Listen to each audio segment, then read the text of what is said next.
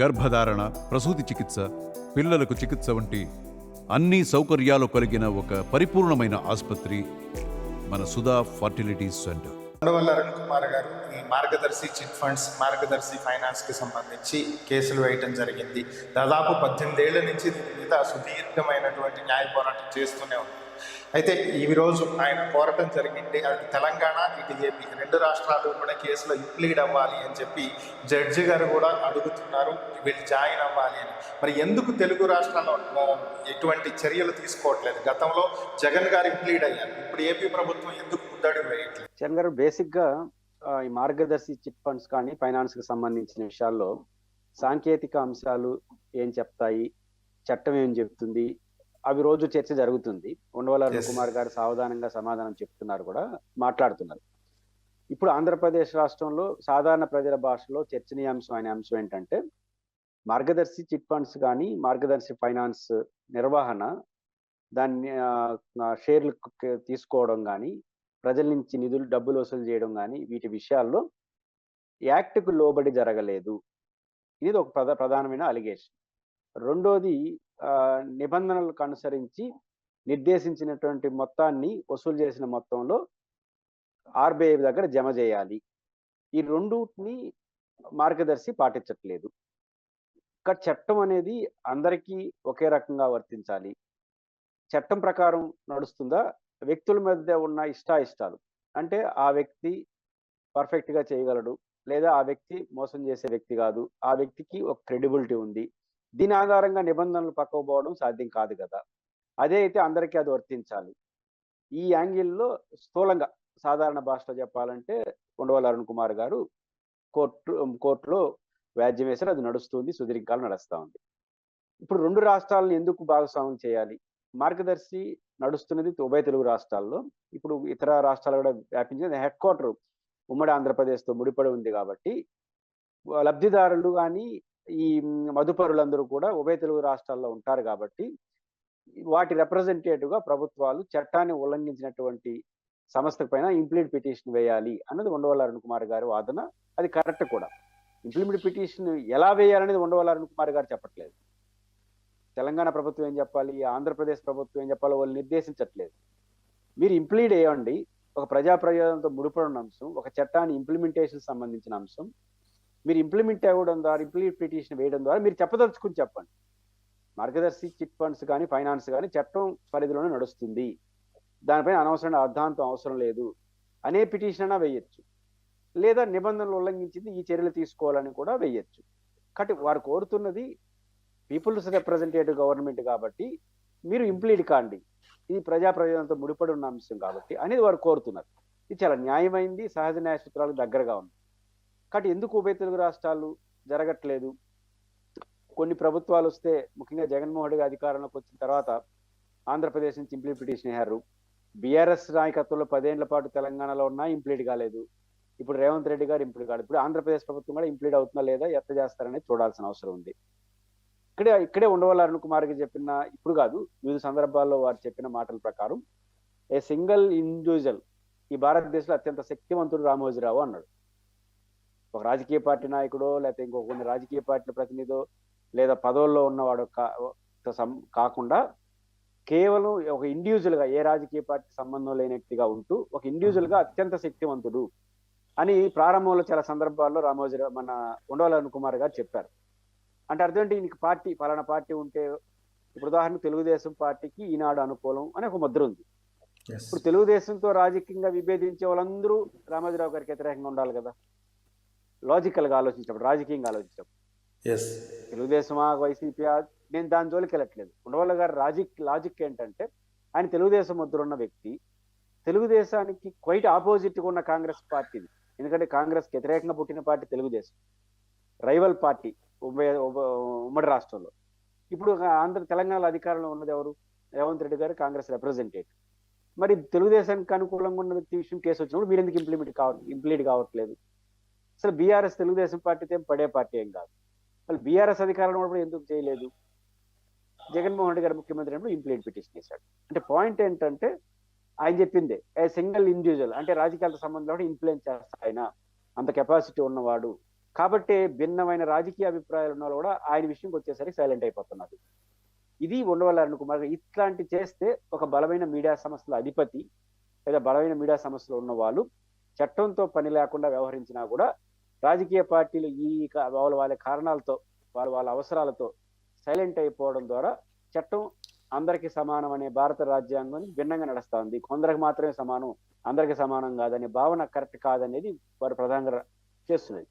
రెండో ప్రజా ప్రయోజనాలు. దీంట్లో రాజకీయ అంశాలే కాదు, ప్రజా ప్రయోజనాలు చూడండి. ఇప్పుడు చిట్ ఫండ్ లో కానీ ఇతర ఫైనాన్స్ లో వసూలు చేసిన డబ్బుల్ని సమ్ పర్సంటేజ్, నిర్దేశించిన పర్సంటేజ్ RBIలో జమ చేయాలి. కారణం ఏంది? ఇప్పుడు మీరు ఒక చిట్ ఫండ్ పెడతారు, మీ దగ్గర 1000 కోట్లు జమ అవుతాయి. సమ్ పర్సంటేజ్ ఏదైతే ఆ పర్సంటేజ్ డబ్బులు ఆడ ఎందుకు పెట్టాలంటే రేపు ఏదైనా ఒడిదుడుకులు వచ్చినా మదుపరులు నష్టపోకూడదు. ఇది అన్ని బ్యాంకులకి వర్తించే సూత్రం, అన్ని సంస్థలకు వర్తించే సూత్రం. మరి నాకు వర్తించదంటే ఎట్లా? ఇప్పటివరకు 1,000 రూపాయలు పెట్టలేదు, ఇన్ని లక్షలు, ఇన్ని కోట్ల రూపాయలు వసూలు చేశాం, మా సంస్థ నెంబర్ 1 అని చెప్పిన సంస్థ పెట్టలేదంటే మేము ఇస్తాం, మా మీద కంప్లైంట్ లేవు అనేది కుదరదు. మీరు నిజంగా ఇవ్వచ్చు, ఇవ్వకపోవచ్చు. రెండోది, ఎవరైతే మదుపరు ఉన్నారో వాళ్ళందరికీ తిరిగి రీపే చేసేసాము అని చెప్పిన దాని కోర్టు ఆ రీపే లిస్ట్ ఇమ్మంటా ఉంది. ఎవరికి కంప్లైంట్స్ కానీ పబ్లిక్ డమోనే కదా, దాని ఎందుకు గోప్యత పాటిస్తున్నారు అంటే మేము వీళ్ళందరికీ ఇచ్చేసామని చెప్తే ఈయన వాళ్ళు ఊరిన ఉంటే పోతారు, లేకపోతే ఇచ్చిన వాళ్ళు అది కాదు ఇంత ఉండబట్టి. కాబట్టి గోప్యత ఎందుకు? రెండోది, ఒక పవర్ఫుల్ వ్యక్తి అయినంత మాత్రం చట్టం వాళ్ళకి వర్తించదా అన్నది ఇది ఉండవల్లి అరుణ్ కుమార్ గారి యొక్క న్యాయమైన ప్రశ్న. ఇప్పుడు ఉండవల్లి అరుణ్ కుమార్ గారు ప్రెస్ మీట్ పెట్టడం ద్వారా మొన్న హైకోర్టు ఇచ్చినటువంటి ఆదేశాలు గారు చూసినప్పుడు అనివార్యంగా ఆంధ్రప్రదేశ్ అండ్ తెలంగాణ ప్రభుత్వం స్పందించాల్సిన పరిస్థితి ఏర్పడింది. స్పందించకపోతే ఇప్పుడు జగన్మోహన్ రెడ్డి గారు స్పందించారు, ఇంప్లీడ్ పిటిషన్ వేశారు. జగన్మోహన్ రెడ్డి గారు ఎట్లా స్పందించాడో అట్లే రేవంత్ రెడ్డి గారి ప్రభుత్వం, అట్లే చంద్రబాబు గారి ప్రభుత్వం స్పందించాల్సిన అవసరం లేదు. స్పందించాలి, మంచి చెడ్డ చెప్పాలి, మీ వైఖరి ఏంటో చెప్పాలి. వారు కరెక్ట్గానే ఉన్నారని చెప్పొచ్చు, లేదా రాంగ్ అని చెప్పొచ్చు. కానీ ఈ రెండు చెప్పకపోవడం ద్వారా ఇప్పుడు కోర్టులో ఒక తమాషా ఉంటుంది న్యాయం పరమైన అంశాల్లో. ఇప్పుడు నేను ఒక సాక్ష్యం చెప్పాను అనుకోండి, మీరు ముద్దాయిగా ఉంటారు, నేను వచ్చి సాక్ష్యం చెప్తే మీకు శిక్ష పడుతుంది, ఇది వాస్తవం. కానీ నేను మీకు ఫేవర్.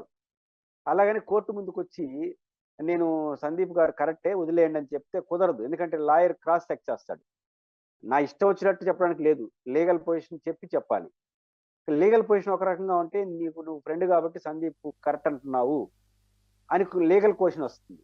అందువల్ల తెలివిగా ఏం చేస్తాను, నీకు సహాయం చేసి నేను విలువైన సాక్షిని చెప్పాను, నేను ఎగ్గొడతా కోర్టు. సాక్షిని కోర్టు ఏమి అరెస్ట్ చేయలేదు, సాక్షి వచ్చి చెప్తే రికార్డ్ చేసుకుంటుంది. కాబట్టి ఇప్పుడు ప్రభుత్వాలు తమ అభిప్రాయాలు చెప్పకపోవడం ద్వారా ఇండైరెక్ట్ గా సహాయం చేయాలి.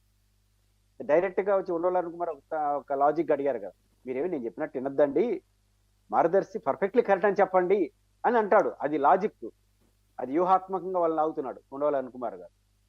ఎవరన్నా చూసి ఏమనుకుంటారు, నిజమే కదా, ఏమి మీరు ఉండవల్లి అరుణ్ కుమార్ గారు చెప్పిన తప్పని చెప్పడానికి మీకేంటి ఇబ్బంది అన్నారు. 40 తప్పని చెప్పాడు, చట్టం ఒకటి ఉంటుంది. ఆ చట్టం ప్రకారం నిర్దేశించిన పర్సంటేజ్ RBI వేయలేదు కదా, ఆయన అయిపోయిన పర్వాలేదని ప్రభుత్వం చెప్పగలదా? చెప్పలేదు. కాబట్టి ఆడికి పోలేదు అంటే పోయి రామోజీరావు గారు కరెక్ట్ అని చెప్పడం ఎంత సపోర్ట్ చేసినట్టు, పోకపోవడం కూడా వ్యూహాత్మకంగా అంతకన్నా బెటర్గా సపోర్ట్ చేసినట్టు. కాబట్టి ఇంప్లీడ్ పిటిషన్ వేయిన వాళ్ళందరూ రామోజీరావుకి ఇండైరెక్ట్ గా సహాయం చేయనట్టుగా భావించాల్సి వస్తుంది. కాబట్టి ఉండవల్లి అరుణ్ కుమార్ గారు ఈరోజు చేసిన సంచలనమైనటువంటి ప్రెస్ మీట్ తో, సంచలన అంశాలతో అనివార్యంగా ఉభయ తెలుగు రాష్ట్రాల ప్రభుత్వాలు స్పందించాలి. స్పందించకపోతే ఉండవల్లి గారు చెప్పినట్టుగా యాజ్ ఎ సింగిల్ ఏజెంట్ ఈయనకి పార్టీలు ఏమీ లేవు, అన్ని పార్టీలు ఈయన పట్ల సానుకూలంగా ఉంటాయి, ఆయనకి భయపడి లేదా ఆయన పేపరు ఆయనకున్న మీడియా భయపడి అనేది ఆయన ఏదైతే చెప్తున్నాడో అది నిజమని ప్రభుత్వం ప్రజలు కూడా అనుకునే పరిస్థితి వస్తుంది. ఓకే సార్, అంటే ఇప్పుడు ఇటు చంద్రబాబు కానీ అటు రేవంత్ రెడ్డి కానీ ఇరువురికి కూడా కొంత ఖచ్చితంగా ఇంప్లీట్ అవ్వాల్సినటువంటి పరిస్థితి ఎదురైంది అని అనుకోవచ్చు. సుప్రీంకోర్టు చెప్పిన దాన్ని బట్టి అవ్వకపోతే ప్రజల దృష్టిలో దోషులుగా మిగిలిపోతారు. అయితే అది పాజిటివ్ ఆర్ నెగిటివ్ ఏదైనా అవ్వమని ఉండవల్లి అరుణ్ కుమార్ గారు కూడా అడుగుతున్నటువంటి, మీరు ఆయనకు రామోజీరావుకి అనుకూలంగా అయినా చెప్పండి, లేదా వ్యతిరేకంగా చట్ట ప్రకారం అయినా చెప్పండి, ఈ రెండింటిలో ఏదో ఒకటి ఇంప్లీడ్ అవ్వాలండి. ప్రభుత్వం తరపున న్యాయవాదిని పెట్టాలి. సో గతంలో కూడా ఎవ్వరూ కూడా రామోజీరావుకి వ్యతిరేకంగా వాదించడానికి రావట్లేదు అని చెప్పి ఉండవల్లి అరుణ్ కుమార్ గారు ప్రెస్ మీట్లో చెప్పారు. నిరంజన్ రెడ్డి గారు ఒక్కళ్ళే కేసు టేకప్ చేయడానికి వచ్చారు. మళ్ళీ అలాంటి పరిస్థితి ఏమన్నా ఎదురయ్యే అవకాశం ఉందంటారా? అంటే ఖచ్చితంగా ప్రభుత్వాలు ఆ మీడియా సమస్యలు, ఒకప్పుడైతే మీడియా సమస్యల పరిస్థితి వేరు. ఈరోజు సోషల్ మీడియా అవన్నీ వచ్చేసిన తర్వాత, నంబర్ ఆఫ్ మీడియా సమస్యలు వచ్చిన తర్వాత, ప్రజల చైతన్యం వచ్చిన తర్వాత కొన్ని మీడియా సంస్థలు కాబట్టి మేము భిన్నంగా ఉంటామంటే అది పార్టీలు కూడా వ్యతిరేకత అవుతుంది. ఇప్పుడు రామోజీరావు గారికి ఎక్కువైతే ప్రజలు నెగిటివ్ వెళ్తుంది కదా. ఏంటి Yes. లింక్? ఇప్పుడు జగన్మోహన్ రెడ్డి గారు పదే పదే ఉంటాడు రాష్ట్రంలో. ఆ మీడియా ఛానళ్ళన్నీ చంద్రబాబు నాయుడు గారికి అనేది దుష్ట చతుష్టం అని పేరు పెట్టాడు. నేను ఆ పేరు చెప్పను కానీ రాజకీయంగా భిన్నమైన ఆలోచనలు కలిగిన వాళ్ళు. కాబట్టి మీరందరూ ఎందుకు ఉంటున్నారంటే ఇందుకే అనేది కూడా ఎస్టాబ్లిష్ అవ్వడం రామోజీ ఫిల్మ్ సిటీకి కానీ లేకపోతే మార్గదర్శికి ఏం కాదు, ఎందుకంటే అది బిజినెస్ ఇన్స్టిట్యూషన్. కానీ ఈ పార్టీలు కూడా అట్టి ముద్ర పడతాయి కదా, మీరు పలానా వాళ్ళు కాబట్టి మీరు నిజాలు చెప్పట్లేదు అనే ముద్ర వస్తుంది. Yes. రెండు అయినా కాకపోయినా ఉండవల్లి అరుణ్ కుమార్ గారు లాంటి వాళ్ళు ఉన్నప్పుడు ఖచ్చితంగా ఇది ఆగదు, లేట్ అవ్వచ్చు. కానీ గవర్నమెంట్ కానీ కేసు కానీ ఇంప్లీడ్ అయితే తొందరగా ఫలితం వస్తుంది. ఆయన అంటూ లాయర్లు దొరకడం అన్ని కష్టం అని. కానీ సుప్రీంకోర్టులో ఇట్లా వాదించాలంటే కాస్ట్లీ లాయర్సే ఉంటారు, మనకు తెలిసిందే కదా. ప్రభుత్వం అంటే స్పెండ్ చేస్తుంది. నిరంజన్ రెడ్డి గారు ఎందుకు వచ్చారు? నిరంజన్ రెడ్డి గారు ఇప్పుడు ఎవరు? వైఎస్ఆర్ కాంగ్రెస్ పార్టీ రాజ్యసభ సభ్యుడు, మంచి లాయర్ కూడా ఆయన. Yes. ఆయన వచ్చాడు అంటే రాజకీయంగా ఈ పరిస్థితులు ఉంటాయి.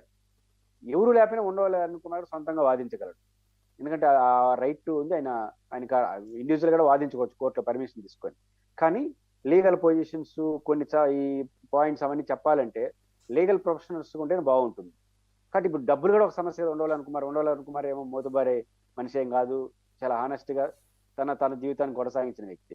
కాబట్టి ఆ ఇబ్బందులు ఉంటాయి. ప్రభుత్వం అనుకుంటే తొందరగా అవుతుంది, ప్రభుత్వం అనుకోకపోతే ఆలస్యం అవుతుంది తప్ప ఈ విషయంలో ఉండవల్లి అరుణ్ కుమార్ గారు లాంటి పర్సనాలిటీ సమాజంలో ఉన్నంత వరకు ఖచ్చితంగా ఈ కేసు నుంచి ఎవరు తప్పించుకోవడం సాధ్యం కాదు. Okay, thank you Purushottam Reddy గారు, ఈ విషయాల మీ విశ్లేషణ అందించినందుకు ధన్యవాదాలు.